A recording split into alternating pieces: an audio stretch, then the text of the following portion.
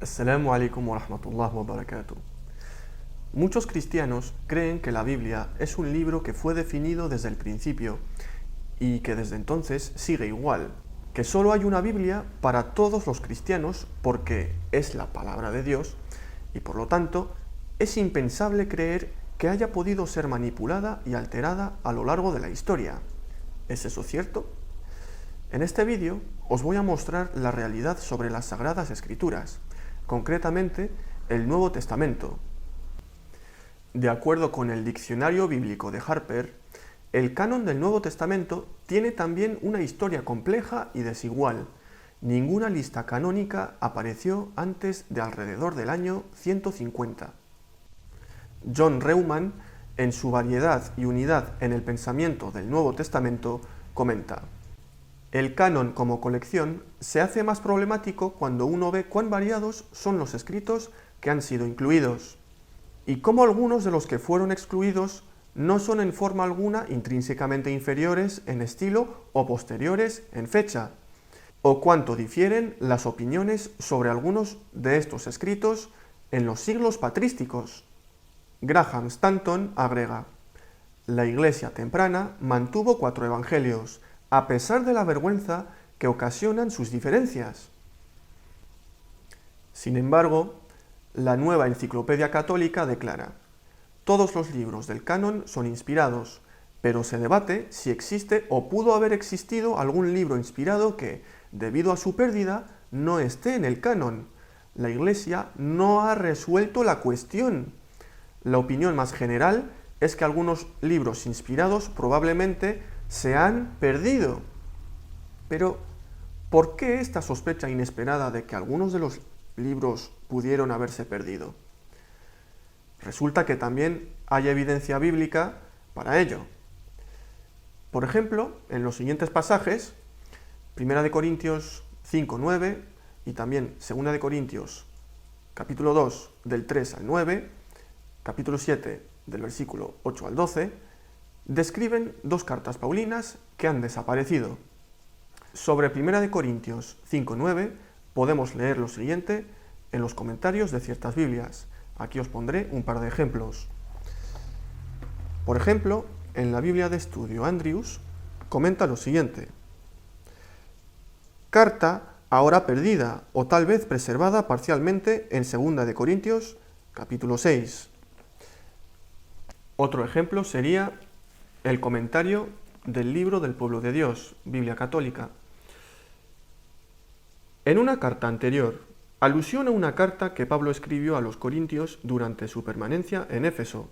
Esta carta no ha llegado hasta nosotros, pero algunos opinan que un fragmento de ella se encuentra en 2 Corintios capítulo 6. Sobre la carta que se menciona en 2 Corintios capítulo 2 y capítulo 7, podemos leer el comentario que nos otorga la Santa Biblia, versión católica. Esta carta de las lágrimas no ha llegado a nosotros. Pablo también habla de la carta de la Odisea en Colosenses 4:16. En la versión de la Biblia Dios habla hoy, dice lo siguiente en su comentario del versículo: al parecer, Pablo había enviado antes una carta a la iglesia de la Odisea, carta que no nos ha llegado, aunque algunos piensan que puede tratarse de la carta a los Efesios. ¿Dónde está esa carta? Así que hay material que con toda seguridad se ha perdido. La cantidad de material que ha sido agregado indebidamente es aún otro tema en disputa. Aparte de estos libros que se han perdido, 5 de ellos sufrieron reveses para lograr aceptación a causa de su atribución dudosa. Y estoy hablando de 2 de Pedro, 2 de Juan, 3 de Juan, Santiago y Judas. Además, la canonicidad fue reclamada por otros libros que desde entonces se han hundido en la oscuridad de los apócrifos. Y la legitimidad de Hebreos y Apocalipsis se mantiene como tema de debate hasta la actualidad. Os recomiendo ver mi vídeo, aquí arriba, donde desmonto la carta a los hebreos. Ni siquiera se sabe quién es el autor. Incluso después de la estabilización final de la Biblia en el siglo V, los anteriores 5 libros, así como Hebreos y Apocalipsis, se han mantenido controversiales. Esta controversia resultó tan problemática que se le buscó un final. En consecuencia, después de más de 1000 años de indecisión y debate, la definición dogmática del canon bíblico se fijó en el Concilio de Trento el 8 de abril de 1564. Para ser justos, encontramos mención de los 27 libros del actual Nuevo Testamento en el 367 después de Cristo, en una carta pastoral anual firmada por Atanasio, obispo de Alejandría. En esta carta, Atanasio defiende estos 27 libros como escritura. Pero ni Atanasio ni ningún otro tuvo éxito en establecer un canon universalmente aceptado. La Iglesia siria excluyó 5 libros de su canon de 22 libros del Nuevo Testamento, mientras que la Iglesia etíope agregó 4 más para un total de 31. Incluyendo los libros del Antiguo Testamento, las Biblias católicas, que de hecho os voy a mostrar algunas versiones, como por ejemplo la nueva versión estándar revisada, edición católica, la Biblia de Jerusalén, el Libro del Pueblo de Dios, la Santa Biblia o la Biblia latinoamericana, entre muchas otras, listan 73 libros, 7 más que la Biblia protestante. Estoy casi seguro de que habrá algún que otro católico que diga que los protestantes hayan eliminado 7 libros de la Biblia no es nuestro problema, es el suyo. ¿Habéis pensado en que los ortodoxos dirán lo mismo sobre vosotros? Mirad, la Biblia protestante tiene 66 libros, la católica tiene 73, la ortodoxa tiene 78, la siríaca tiene 61, la Biblia copta tiene 75 libros, la etíope tiene 81, y eso sin contar los diferentes libros de ciertas sectas cristianas, como por ejemplo el Libro del Mormón. Y la pregunta es, ¿cuál es la palabra de Dios? Y luego algunos tienen la cara dura de buscarle el pelo al huevo al hablar del Corán, libro perfectamente preservado desde su revelación. Así que hasta la actualidad, el mundo de la cristiandad se mantiene dividido sobre qué constituye la Biblia. Sin embargo, centremos nuestra discusión en la Iglesia católica en razón a su prominencia histórica. Y regresemos al Concilio de Trento, al año 1564, y la cimentación del canon del Nuevo Testamento. Podemos preguntarnos sobre qué autoridad fue hecha la canonización, casi 16 siglos después del ministerio de Jesús, que la paz sea con él. La Iglesia católica tiene la postura de que, y cito textualmente, el decreto de Trento, repetido por el Concilio Vaticano I el 14 de abril de 1870, es la decisión infalible del magisterio de la Iglesia.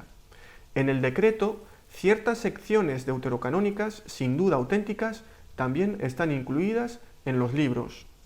Son destacables los reclamos reiterativos contra la infalibilidad magisterial y de la autenticidad fuera de duda, que sugieren que tales reclamos de infalibilidad son poco más que propaganda papal. Los trinitarios articularon la Biblia, no para reunir todos los evangelios, sino más bien para promover la uniformidad. De la abundancia de evangelios cristianos, el obispo Irineo recopiló la primera lista de escritos bíblicos que se asemejan al Nuevo Testamento actual, alrededor del año 180 después de Cristo. Hacia los años 393 y 397, el obispo Atanasio hizo que una lista similar fuese ratificada por los concilios de la Iglesia de Hippo y Cartago. Al prohibir y quemar cualquier otro escrito, la Iglesia católica a la larga dio la impresión de que esta Biblia y sus 4 evangelios canonizados representaba la única perspectiva cristiana original. Y sin embargo, todavía en el año 450, Teodoro de Ciro dijo que habría por lo menos 200 evangelios diferentes circulando en su propia diócesis. Antonio, ¿en qué momento de la historia se hace esa balanza entre lo positivo y lo que a partir de ese momento será condenado e incluso perseguido?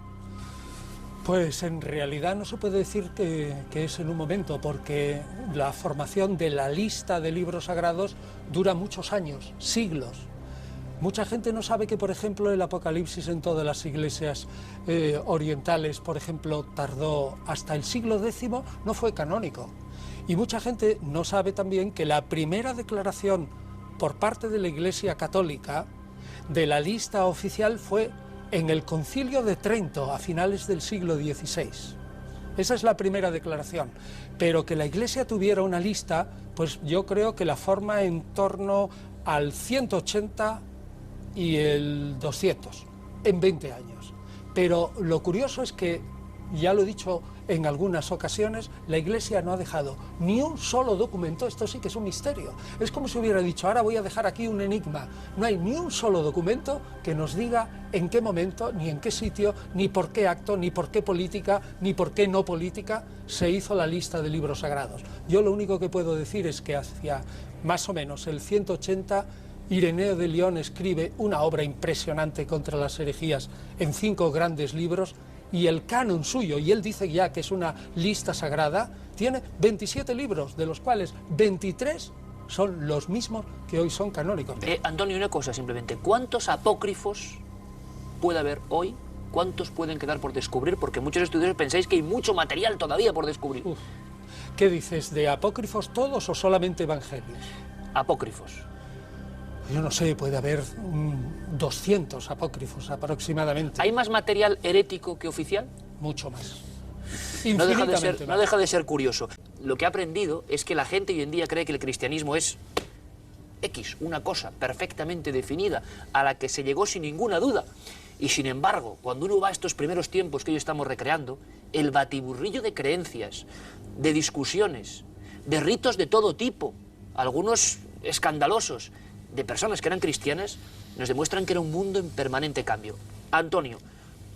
Incluso la Enciclopedia Católica ahora admite, y cito textualmente, la idea de que existió un canon del Nuevo Testamento claramente definido desde el principio, desde los tiempos apostólicos, no tiene fundamento histórico. Más allá de elegir entre los muchos evangelios y escritos para construir la Biblia, la Iglesia editaba su mensaje con cada traducción. El filósofo romano Celso fue testigo de la falsificación de los escritos cristianos que ya había en el siglo II. Dijo esto sobre los revisionistas. Algunos de ellos, como si estuviesen en un estado de ebriedad que produce visiones autoinducidas, remodelan su evangelio en su primera forma escrita y lo reforman a fin de poder refutar las objeciones presentadas en su contra. Es más, la Enciclopedia Católica admite que, en todos los departamentos, la adulteración e interpolación, así como la ignorancia, han forjado malicia a gran escala. A pesar de las prohibiciones de la Iglesia en contra de cualquier investigación posterior hacia los orígenes de los evangelios, los eruditos han mostrado que los 4 evangelios han sido alterados y revisados. Mientras que la Iglesia afirmaba que la verdad era estática por naturaleza y que había sido revelada solamente una vez, continuamente encontraban razón para cambiar dicha verdad. Los intentos de conseguir uniformidad no tuvieron éxito del todo. Incluso los 4 evangelios canonizados se contradicen entre sí. Este tema merece un vídeo aparte donde mostraré pruebas irrefutables de errores y contradicciones en el Nuevo Testamento, inshallah. Los autores del libro Santa Sangre, Santo Grial se preguntan: ¿cómo pueden los evangelios no ser impugnables cuando se pugnan entre sí? Sin embargo, fue la insistencia de la Iglesia por la uniformidad lo que atrajo al emperador romano Constantino. Constantino era un hombre que había mandado ejecutar a su propio hijo y hervir viva a su esposa. Este mismo hombre vio en la cristiandad un medio pragmático de reforzar su propio poder militar y de unir al vasto imperio romano. Se cuenta la historia del supuesto sueño de Constantino que condujo a su propia aceptación del cristianismo. que vio una cruz en el cielo con las siguientes palabras inscritas. Aunque en lo personal se convirtió al cristianismo hasta su lecho de muerte, Constantino reconoció en el cristianismo un medio de conquistar la disidencia dentro del Imperio Romano y lo estableció como religión oficial del imperio. Una vez que el cristianismo obtuvo prominencia, los trinitarios permitieron al emperador romano influir directamente en la doctrina cristiana. Al fin de poder resolver las disputas ideológicas en la Iglesia, Constantino introdujo y presidió el primer concilio ecuménico en Nicea, en el año 325. En su libro Los herejes, Walter Nigg describe los medios para llegar a un consenso. Constantino, quien trataba las cuestiones religiosas desde un punto de vista político, aseguró la unanimidad mediante la expulsión de todos los obispos que no firmaran la nueva profesión de fe. De esta manera se lograba la unidad. Fue algo enteramente sin precedente el que un credo universal debiera ser instituido exclusivamente por la autoridad del emperador, quien como catecúmeno ni siquiera era admitido al misterio de la Eucaristía y carecía totalmente de poder para regir sobre los más altos misterios de la fe. Ni un solo obispo pronunció una sola palabra en contra de esta monstruosa cosa. Vamos a ver cuáles son las evidencias externas que existen para componer el Nuevo Testamento actual. Os pondré el ejemplo del compañero de Oxford para la Biblia. Dice lo siguiente: sin embargo, la mayoría de los papiros son fragmentarios. Algunos constan solo de una o dos hojas. Además, solo 59 manuscritos contienen el Nuevo Testamento completo, y de ellos solo uno, el Codex Sinaiticus, es uncial. El manuscrito más antiguo del Nuevo Testamento que se conoce es un fragmento de papiro, fechado entre los años 100 y 150 de la era cristiana, que conserva 5 versos de Juan 18. Las partes sustanciales más antiguas del Nuevo Testamento son el papiro Bodmer de Juan, papiro 66, que contiene 10 cartas paulinas. Se han fechado hacia el año 200 de la era cristiana. Las copias más antiguas del Nuevo Testamento en pergamino son el Codex Vaticanus y el Codex Sinaiticus, ambos del siglo IV. Como vemos, las copias más antiguas del Nuevo Testamento datan de mediados del siglo IV. Es muchísimo tiempo después del ministerio de Jesús, que la paz sea con él. Y por si no fuera poco, el contenido del Nuevo Testamento del Códice Vaticano y el contenido del Nuevo Testamento del Códice Sinaítico no es el mismo, ni siquiera siguen el mismo canon, y son diferentes al canon de hoy en día. Aquí os dejo la lista de libros neotestamentarios que tienen. Por ejemplo, el Códice Vaticano omite varios libros que las Biblias actuales tienen como palabra de Dios. Y por otra parte, el Códice Sinaítico añade libros que las Biblias actuales no tienen. Por ejemplo, Bernabé o también el Pastor de Hermas. El teólogo Ernst Walder, en su libro titulado Una introducción a la crítica textual del Nuevo Testamento, afirma lo siguiente: a su vez, estas copias fueron copiadas nuevamente, lo mismo que las copias de las copias, y así sucesivamente. Por este motivo, en la actualidad, ya no podemos determinar con seguridad quién copió de quién. No se ha encontrado hasta ahora ningún autógrafo, de modo que dependemos completamente de las copias y de las copias de las copias. Y finalmente concluye diciendo lo siguiente: si uno se fija en la cantidad de pasajes en los cuales los diferentes manuscritos no concuerdan, podría sufrir una decepción y dudar. ¿Cómo es posible que el texto base para nuestra fe pueda ser tan poco uniforme? ¿Por qué Dios no ha permitido que el texto sagrado se transmita de otra manera, de un modo que cause menos errores? El renombrado erudito bíblico Bruce Metzger nos dice lo siguiente en su introducción a su libro titulado Un comentario textual al Nuevo Testamento griego, que por cierto es uno de mis libros favoritos. ¿Cuál es el texto original del pasaje? El hecho de que tal pregunta se plantee y deba obtener respuesta antes de que se explique el significado del texto tiene dos circunstancias como punto de partida. A. No existe en nuestros días ningún documento original de la Biblia. Y B. Las copias que existen difieren entre sí. Otras divergencias de redacción se originan por la clara intención de allanar dificultades gramaticales o estilísticas, o de eliminar la oscuridad, real o imaginaria, del sentido del texto. Algunas veces el copista sustituía o agregaba palabras o formas que le parecían más apropiadas, y que tal vez provenían de algún pasaje paralelo, lo que se conoce como armonización o asimilación. Fue así como, durante los años inmediatamente posteriores a la composición de los varios documentos que llegaron a formar el Nuevo Testamento, surgieron cientos y hasta miles de lecturas variantes. No es nada sorprendente que se hayan desarrollado divergencias muy considerables. Las principales características de las lecturas occidentales son su proclividad a la paráfrasis. En ellas se cambian, se omiten o se insertan palabras, frases y hasta oraciones completas con bastante libertad.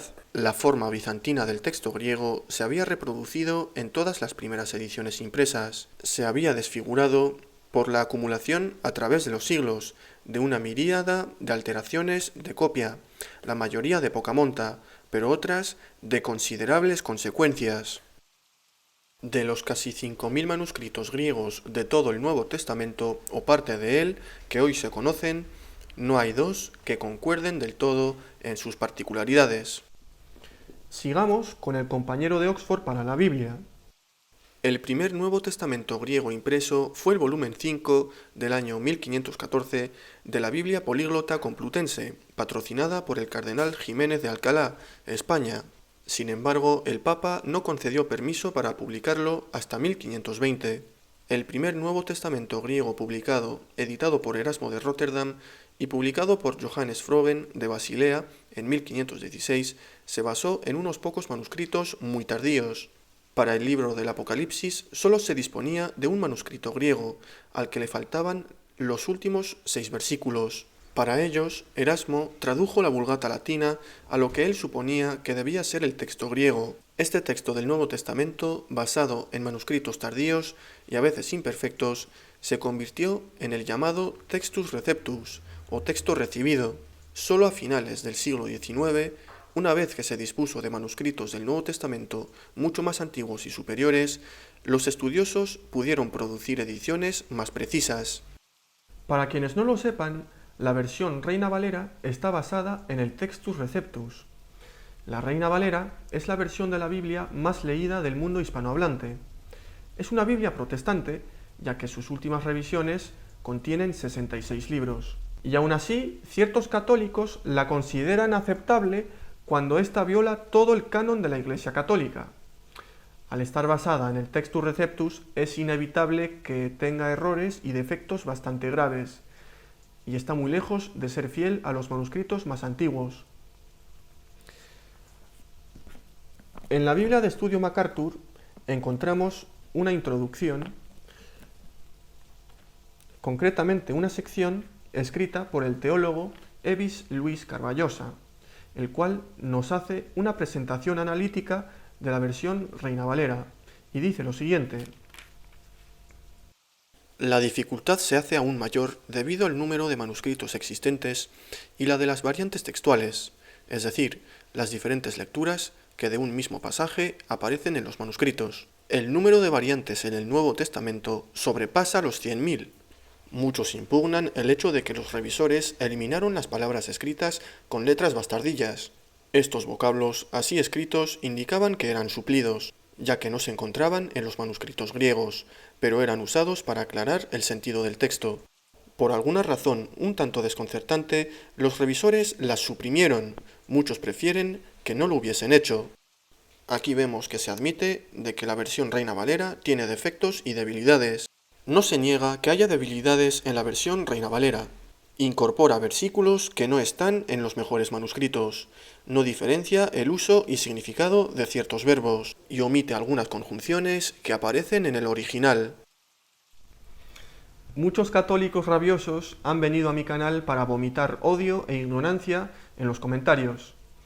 No quieren aceptar de que la Biblia ha ido cambiando a lo largo de la historia.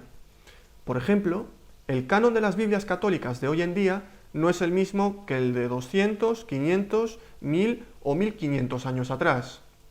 Sin ir más lejos, comparemos el canon actual del Nuevo Testamento según la infalible Iglesia Católica con un par de versiones antiguas. He tomado el ejemplo de la Vulgata Latina, traducida al español y anotada conforme al sentido de los santos padres y expositores católicos. Así es el título de esta versión, publicada en el año 1793.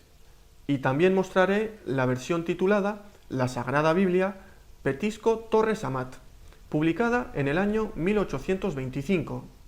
Estamos hablando de más o menos 200 años atrás. Uno de los textos neotestamentarios más problemáticos es la primera carta de Juan, capítulo 5, versículos del 7 al 8, conocido como la Coma Juánica. Veamos qué dicen estas versiones.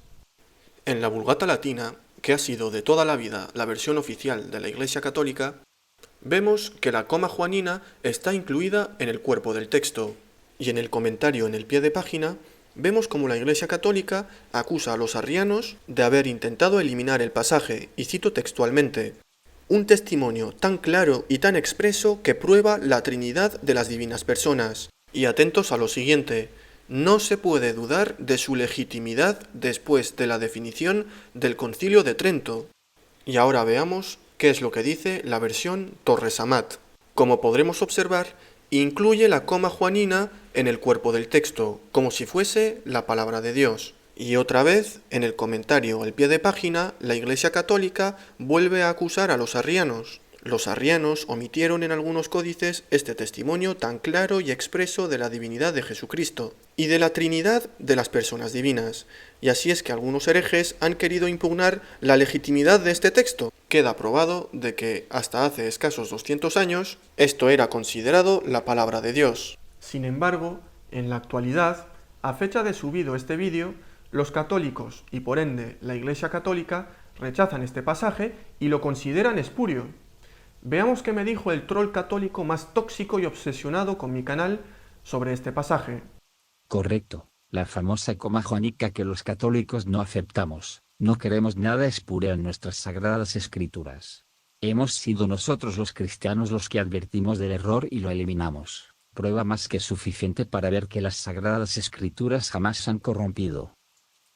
Y efectivamente, las Biblias católicas actuales eliminan este pasaje de sus textos, pero hasta hace menos de 200 años era considerado la palabra de Dios. ¿En qué quedamos entonces? Yo no veo ninguna infalibilidad aquí. Esto se debe a que décadas después de la publicación de estas Biblias se descubrieron manuscritos más antiguos, lo que conllevó a la Iglesia Católica a tener que corregir y revisar otra vez la Biblia. ¿Queréis que os exponga un ejemplo más claro todavía de cambios descarados en la supuesta palabra de Dios? Para aquellos trolls católicos de mente estrecha que no quieren reconocer la verdad. Pues bien, resulta que en mi biblioteca tengo una rica variedad de libros católicos. Por cuestiones personales, tuve la oportunidad de adquirir libros en otros idiomas que son muy difíciles de conseguir en los países hispanohablantes. Resulta que en uno de mis viajes a Bélgica me compré una versión católica del Nuevo Testamento. En concreto, esta que tengo entre manos. La obra original data del año 1905, aunque esta es una revisión que se hizo en el año 1923. Si vamos al pasaje de la coma juanina, nos daremos cuenta de que este pasaje está en el cuerpo del texto, pero entre corchetes. ¿Por qué? Porque la Iglesia empezó a dudar de la legitimidad del pasaje. Aquí viene la gran sorpresa. Tiempo después de haber adquirido esta versión de hace más de 100 años, encontré en una librería católica de París una revisión de la cual personalmente no sabía de su existencia. En concreto, esta que tengo entre manos, la cual es una revisión del año 2004. Y para mi sorpresa, o mejor dicho, para mi no sorpresa, resulta que aquí eliminaron totalmente la coma juanina. ¿Es esto la palabra de Dios como ellos dicen? Esto no solo ocurre en la Iglesia Católica, ocurre en toda la cristiandad. He puesto solamente un ejemplo de texto manipulado, de entre la infinidad que hay en el Nuevo Testamento. Además, si os dais cuenta, son textos en los que se basan los pilares del cristianismo. Dicho esto, voy a poner fin al vídeo. Espero que os haya gustado y que os sirva como argumento para los apologetas cristianos. Y si eres un cristiano sincero en búsqueda de la verdad, y estás viendo este vídeo, espero que te sirva de reflexión. Esto lo puedes comprobar tú mismo. ¿Basarías tu salvación en un libro manipulado una y otra vez a lo largo de la historia? Assalamu alaikum wa rahmatullah wa barakatuh.